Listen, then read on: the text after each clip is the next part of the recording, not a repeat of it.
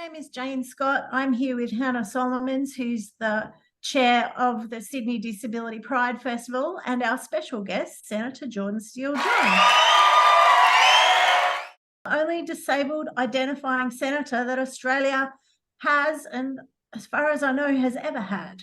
Is that right, Jordon? Yes, I think that's right. We've had one person that identified as a disabled person, or at least used a wheelchair in the lower house, in the House of Representatives, but not in the Senate, apart from myself. Right. So you are a trailblazer. Yeah, well, certainly a ramp blazer. Oh, yeah. I don't do too well on trails.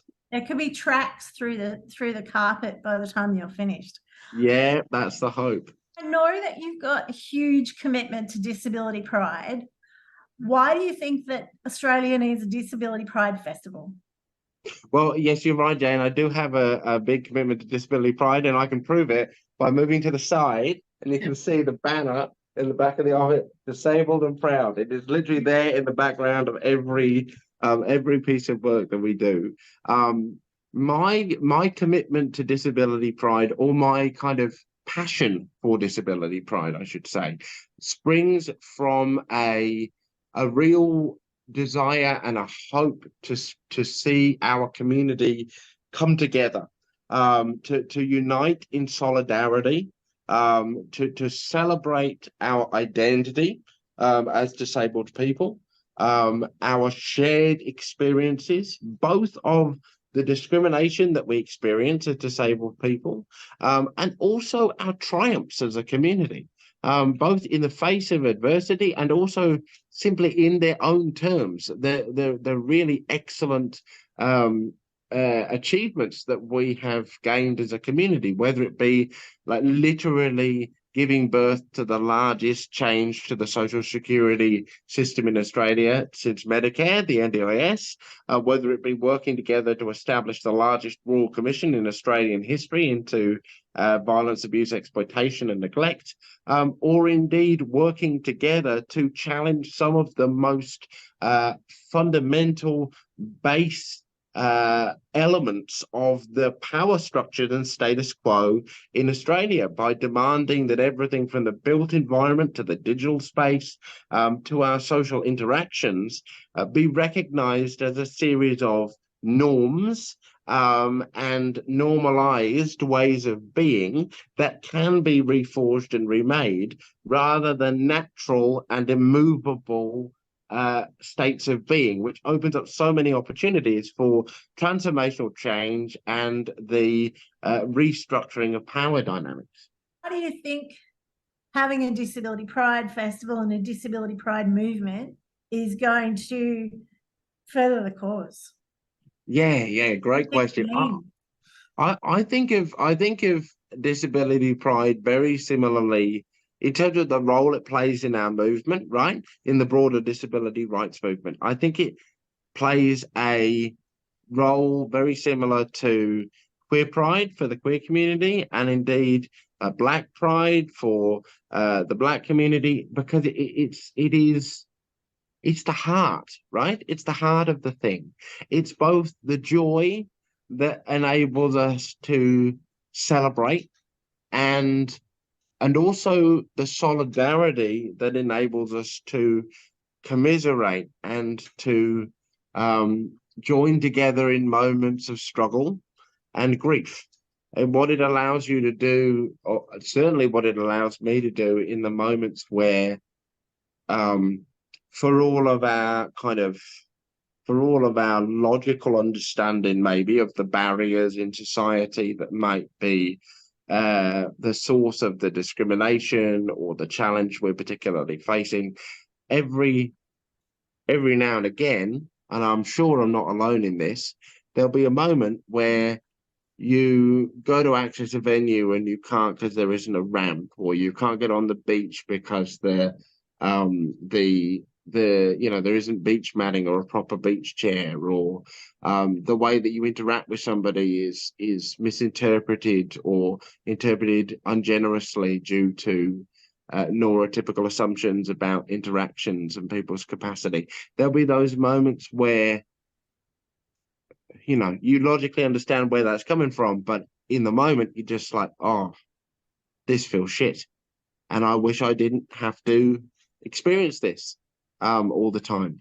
I wish I could just have a break from this relentless uh, maze, sometimes feeling like unending stream of discrimination. And what disability pride helps me do in those moments is, rather than turn that feeling inward and let that, filter into an idea of me being broken or lesser, or any of those internalized ableist thought processes, it allows me to go, I'm not alone in this. I'm part of a community of 4.4 million people, 20% of the population.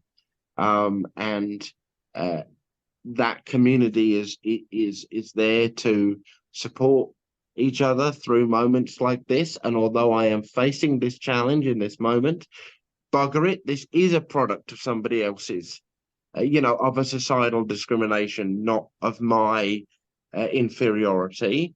And I've got a lot to be proud of as a disabled person, and I do in fact deserve to be able to interact in the way that I need to with the world, or to be understood on my own terms within that world. So it helps me pick myself back up in those moments of sadness or anger or frustration. Yeah, I know a few people have said to us after the festival, like, some of the most meaningful things have been like, I used to experience disability shame, and I realized I experienced that, and it's no longer a thing for me.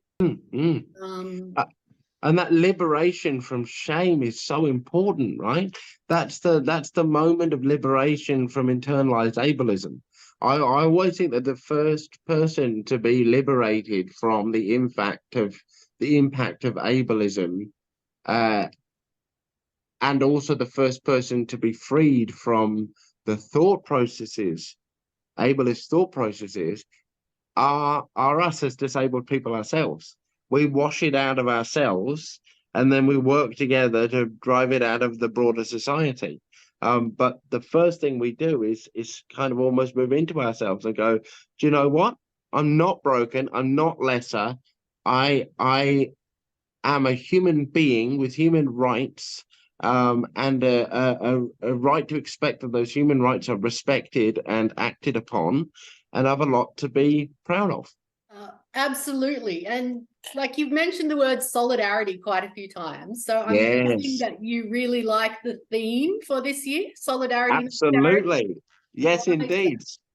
Solidarity forever, most certainly. And I think solidarity is such a excellent theme for this year's festival, precisely because of where we now find ourselves as a disability community. We've achieved so much together in the last decade or more, whether it is establishing the NDIS and then defending it against the independent assessments nightmare and the various different cuts under the Liberals, whether it is establishing the Royal Commission in the first place, or forcing a broader review of the NDIS more generally, or indeed in artistic and in other kind of non-traditionally considered disability spaces, whether it's politics or simply the act of holding a disability festival, which is actually quite a radical thing to do. And it's really developed in the last decade, this growth in the disability pride movement in Australia as part of the disability rights movement. It is a huge achievement that we should celebrate, having brought into existence.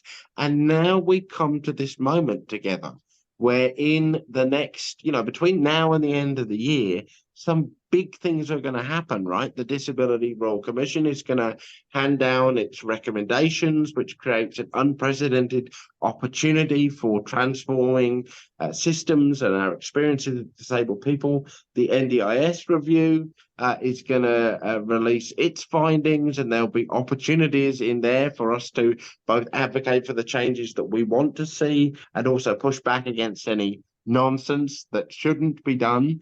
And then, of course, there are investigations happening right now for the first time into other areas of disability support, like access and provision of ADHD services for ADHDers in Australia. So we have a bunch of different opportunities before us. And the way I feel that we make the most of those opportunities is to work in solidarity with each other as disabled people, and to actively ask and, I think rightly expect that solidarity from the rest of our community, and give the rest of the community pathways to work in solidarity with us. And I think critical in that is to make sure that we as disabled people are really conscious of lateral ableism, of the way in which ableism, pervasive as it is all around us, sometimes seeps into us as disabled people, and affects the way that we interact with other people in our disability community. And we need to make sure that we are open to being called in about that, open to changing the way modifying our ways of doing and being with each other to make sure they're inclusive of everybody in our disability community. And also making sure that as we respond to those huge moments around the Disability Royal Commission and around the NDIS review and others, that we're making sure that the changes that might be made based on those recommendations actually work for everyone in our disability community, that they work for people with physical disabilities and intellectual disabilities, and people that are neurodivergent, and people that have chronic illness, and people that journey with psychosocial disabilities. We need to make sure that as we move forward together, and that's what solidarity makes possible. Yeah. Okay, we're almost, I think, at the end of our time with you. Thanks, Jordon. But I wanted to ask you, so our whole theme is solidarity, not charity. Our community, our broader community has traditionally been taught to feel sorry for disabled people. Mm-hmm. How would you like to invite allies and people who are supportive of disabled folks to shift from a charity approach to a disability pride approach? What tips can you suggest? Well, first of all, I think it's really important to acknowledge just how entrenched the charity model is. I will never forget the first time I ever put my hand up to be a candidate back in 2013. I obviously had some challenges back then with door knocking in my local, quite inaccessible community. And so I managed to convince some local shopping centre owners to let me have a stall in the shopping centre, which is quite unusual. They're usually not happy to do it, but they understood the access challenges that I had. And one of them gave me a place in front of a local Coles. And I set the whole thing up like a massively green stall area, like posters, leaflets on the table, all of the things. And I was there kind of shaking hands with people and, hi, I'm your local candidate, and repeatedly, every now and again, somebody would come out of Coles, put something in like their kids' hands or whatever, and then the kids would come over to the table and they'd put change on the table, or they'd come up and just leave a $5 note on the table because they saw a disabled person trying to get their attention and immediately went to, they must be raising money for charity. So and that was with everything in their face being like, this is a green person. They just saw disabled person equals give them money. By the way, if anyone's interested, I gave the money back. I did not take it as donations to the campaign. I was like, no, that's illegal. But so we have to recognize how deeply this is entrenched, and make sure that we are checking ourselves when allies, are kind of checking in with actual disabled people to get their perspective on different kind of ways that they might be asked charitably to engage with disability issues. There is so many run for insert thing, and ironically run for insert condition that often means that people can't run. You know, like that kind of stuff needs to be I think, to be sense checked. But ultimately, we need to move from a paradigm of charity to one of rights, precisely because charity is optional, right? You decide as a person whether or not to give based on whether the object of your charity is compelling enough to you. And that is no way to solve to dismantle a barrier that is something that is actually impacting somebody's human rights, because whether or not you like that person or find that person's narrative compelling, it doesn't actually affect whether that person should be able to access that space or gain that information or live their lives free of a certain way of treatment. So charity actually doesn't unlock the transformational change that is needed. It locks us into the inequality that we currently experience, and that's, I think, what more people need to understand. Well, I'm hoping that our festival on September the 16th in Ashfield Civic Centre from 11 till 2 is going to help people to move very much in that direction. We're deliberately having much of it outside, rain permitting, so that people who are walking past will go, oh, what's going on there? And maybe investigate and find out more about the myriad of reasons why disabled people are worth celebrating and supporting via solidarity and via recognising that we're all human beings together, rather than as pity cases. So thank you so much for your time, Jordon, and for the awesome work that you are doing for the disabled community. I've got to say, I don't think I've ever found a disabled person yet who's not absolutely fond of you. So thanks for the work you're doing, and we'll see you again soon. Lovely. Thank you so much, Jane. Thank you so much, Hannah. The work that you are doing is such an important part of our movement, and I know is so deeply appreciated by so many people. So thank you too. Thanks. Thanks, Jordan.